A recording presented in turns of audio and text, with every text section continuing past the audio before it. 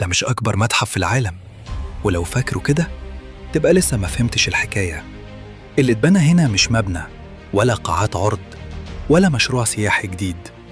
اللي اتبنى هنا قرار دولة في عالم بيتصارع فيه على التاريخ وعلى رواية وعلى مين يملك الماضي.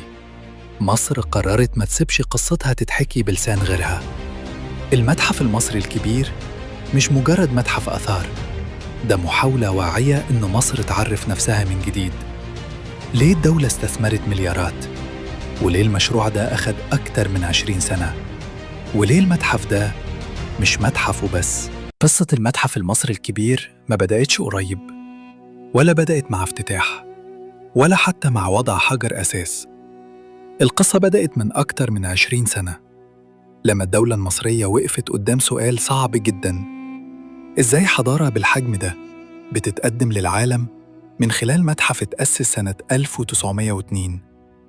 المتحف المصري القديم في ميدان التحرير كان وما زال أيقونة تاريخية، لكن مع الوقت بقى شاهد على مشكلة حقيقية. المشكلة ما كانتش في المتحف نفسه، لكن في حجم الحضارة اللي جوه.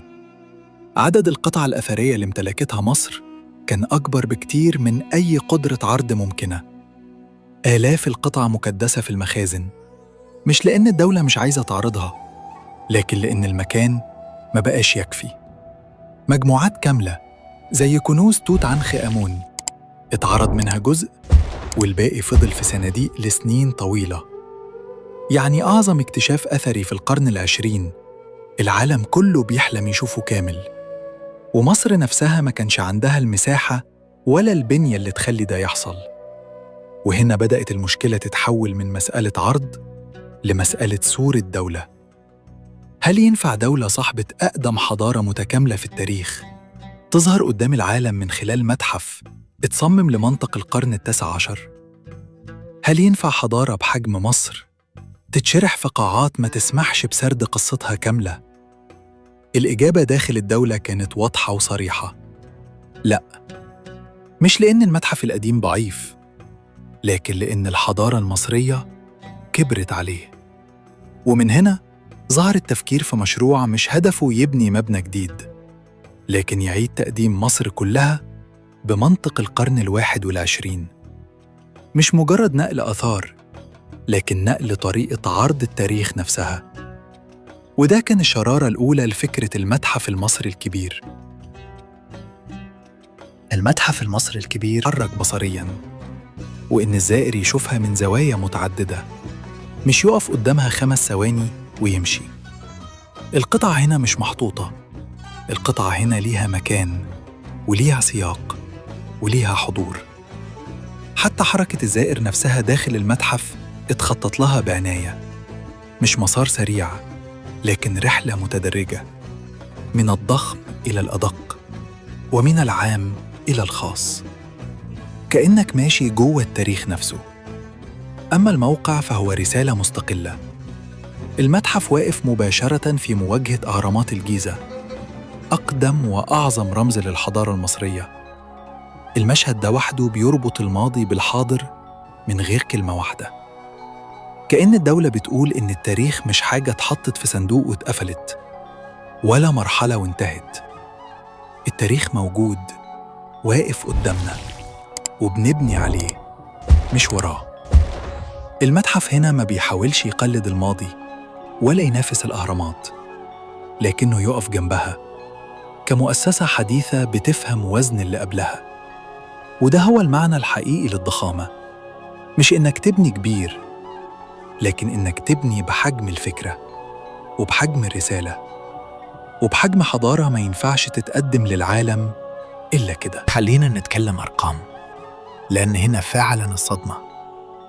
المتحف المصري الكبير ما بيضمش عشرات أو مئات القطع، هو بيضم أكتر من 100,000 قطعة أثرية من مختلف عصور الحضارة المصرية، من ما قبل التاريخ لحد العصرين اليوناني والروماني. الرقم ده في حد ذاته مش مجرد رقم ضخم، ده إعلان إننا قدام أكبر تجمع لحضارة بشرية واحدة تحت سقف واحد. حوالي 50,000 قطعة معروضة للجمهور في القاعات الدائمة، وده رقم غير مسبوق في أي متحف آثار في العالم. مش معرض مؤقت، مش قاعة خاصة، لكن عرض دائم، منظم ومتدرج، وبيحكي قصة حضارة كاملة مش لحظة منها.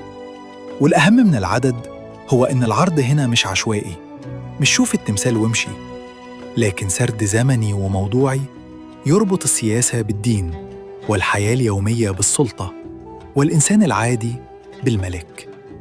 لكن الصدمة الحقيقية تبدأ عند اسم واحد: توت عنخ آمون. لأول مرة في التاريخ مجموعة توت عنخ آمون كاملة، أكتر من 5000 قطعة أثرية بتتجمع وتتعرض في مكان واحد.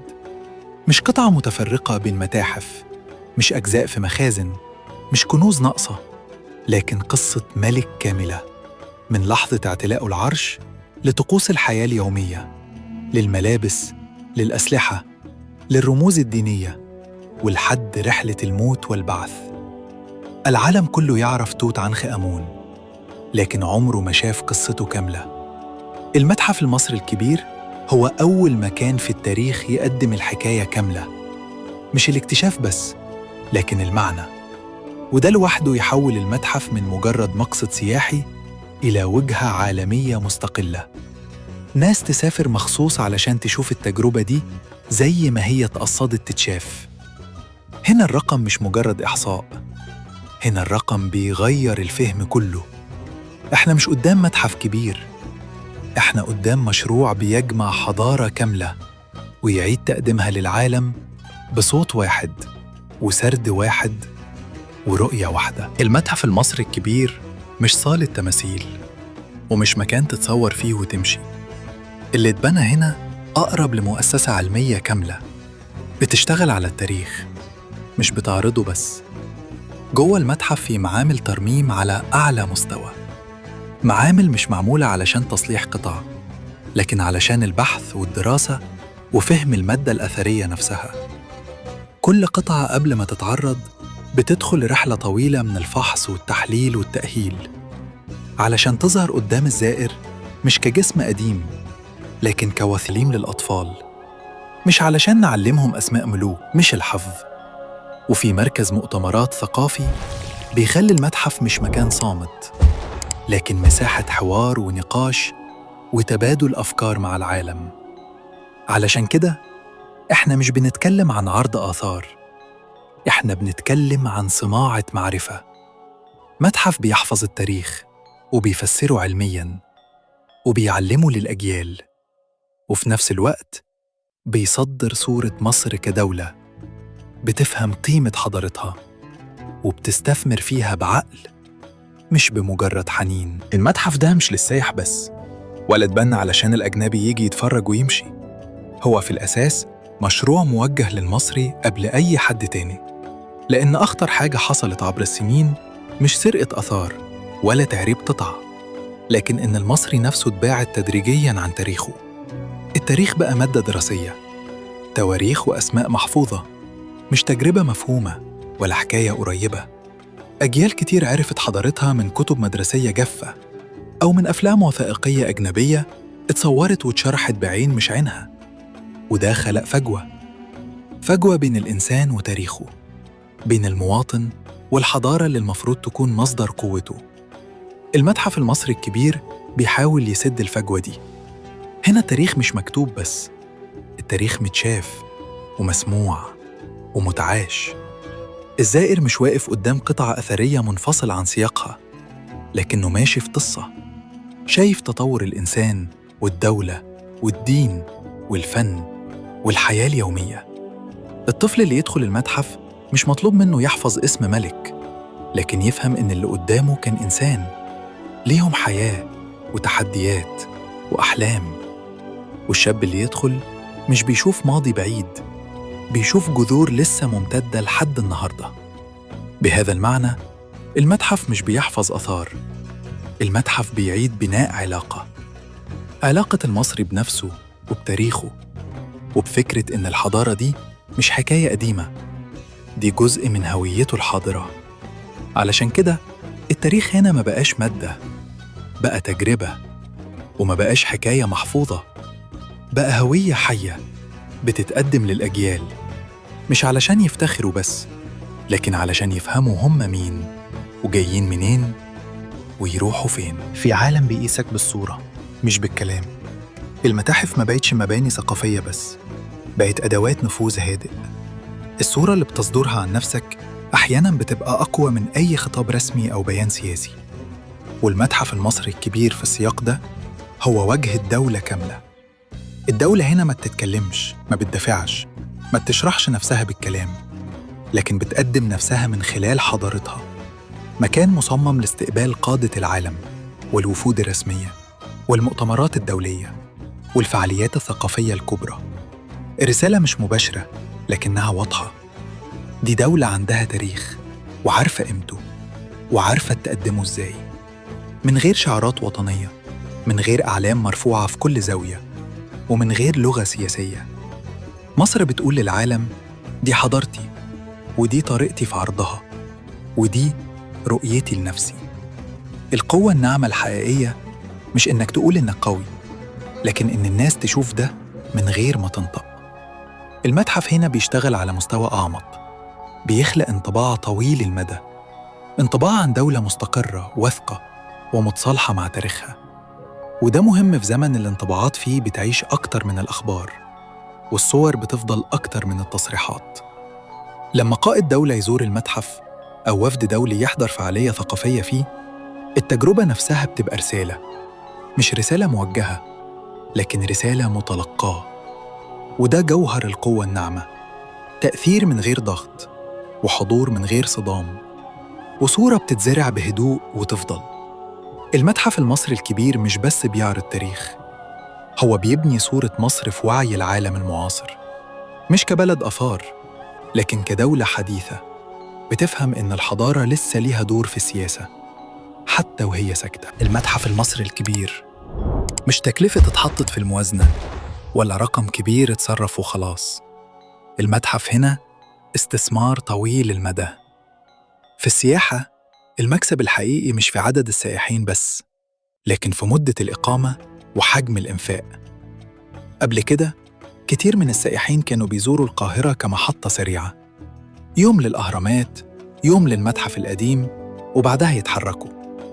المتحف المصري الكبير بيغير المعادلة دي. ده مش مكان زيارة ساعة أو ساعتين، ده تجربة ممكن تقضي فيها يوم كامل وأحياناً أكتر، خصوصاً مع حجم العرض وتنوعه. وده معناه فنادق أكتر، مطاعم أكتر، خدمات أكتر، وحركة اقتصادية أطول. كمان المتحف مش مشروع منفصل، لكنه جزء من منظومة مرتبط بشبكة طرق حديثة، وبقربه من مطار سفنكس، وبمناطق فندقية جديدة، وبمشروعات خدمية اتعملت حواليه. يعني كل زيارة للمتحف مش بس تذكرة، لكن سلسلة إنفاق بتستفيد منها قطاعات مختلفة. الأهم إن المتحف بيحول القاهرة من مدينة عبور إلى مركز ثقافي عالمي، مدينة يجيلها السائح مش علشان يشوف أثر واحد، لكن علشان يعيش تجربة حضارية كاملة. وده النوع من السياحة اللي بيستمر وبيخلق سمعة وبيشتغل سنين طويلة، مش موسم وخلاص. علشان كده لما الدولة استثمرت في المتحف ما كانتش بتدفع تمن الماضي، كانت بتبني مصدر دخل للمستقبل. لكن خليني أقولك حقيقة لازم تتقال بوضوح. المتحف المصري الكبير بيعرض عشرات الآلاف من القطع الأثرية المصرية، وبيقدم صورة كاملة لحضارة عمرها آلاف السنين. رغم إن مصر اتسرق منها آثار بأعداد مهولة، آثار خرجت في زمن ضعف واتنقلت في زمن استعمار، وتعرضت في متاحف العالم كأنها جزء من تاريخ غيرنا. التقديرات بتتكلم عن مئات الآلاف بل ملايين القطع الأثرية المصرية موزعة النهاردة في متاحف أوروبا وأمريكا، في لندن، في باريس، في برلين، في نيويورك. قطع مصرية بتحكي قصة مصر بس مش من القاهرة. حجر رشيد، رأس النفرتيتي، تماثيل ملوك وكهنة، برديات، توابيت، مومياوات، رموز حضارة تعرضت للعالم بعيد عن أرضها الأصلية. وعشان كده المتحف المصري الكبير مش بس مكان بيجمع اللي فاضل، ده كمان إعلان واضح إن مصر رغم كل اللي اتاخد منها لسه قادرة تحكي تاريخها بصوتها هي. وفي الحلقة الجاية هنفتح الملف الأصعب، ملف الآثار المصرية المسروقة حول العالم. فين راحوا؟ إزاي خرجوا؟ مين أشهر القطع؟ وليه لسه بروا لحد دلوقتي؟ لكن قبل ما نوصل هناك لازم نفهم إن اللي اتبنى هنا مش مجرد متحف. وده يقودنا للسؤال الأخير: المتحف المصري الكبير مش محاولة لاستعادة الماضي ولا وقفة حنين قدام تاريخ قديم، هو محاولة واعية لبناء المستقبل على أساس تاريخ حقيقي. مش علشان نقول إننا كنا عظماء، التاريخ قال كده خلاص، لكن علشان نقول إننا فاهمين قيمته وعارفين نحمله صح، وعارفين نستخدمه مش كشعار لكن كقوة. المتحف ده مش بيحكي قصة حضارة انتهت، لكنه بيقدم دليل إن الحضارة اللي تعرف نفسها تقدر تكمل. لما دولة تستثمر في تاريخها بالعلم وبالتخطيط وبالصبر اللي امتد أكتر من 20 سنة، فهي مش بتبص ورا، هي بتبص لقدام. المتحف المصري الكبير مش متحف وبس، هو إعلان هادي إن مصر عارفة هي مين وجاية منين وعارفة تروح فين. وده في حد ذاته أقوى رسالة ممكن دولة تبعتها للعالم من غير ما تنطق كلمة واحدة. لو عايز تعرف الحقيقة الكاملة عن الآثار المصرية اللي خرجت من أرضنا، وعن أشهر القطع اللي لسه موجودة في متاحف العالم، وعن القصة اللي الدولة مش بس بتحاول تحافظ عليها لكن كمان تحكيها بصوتها، اضغط اشتراك وفعل الجرس، لأن الحلقة الجاية هتكشف كل الأسرار، قطعة قطعة، قصة وراء قصة.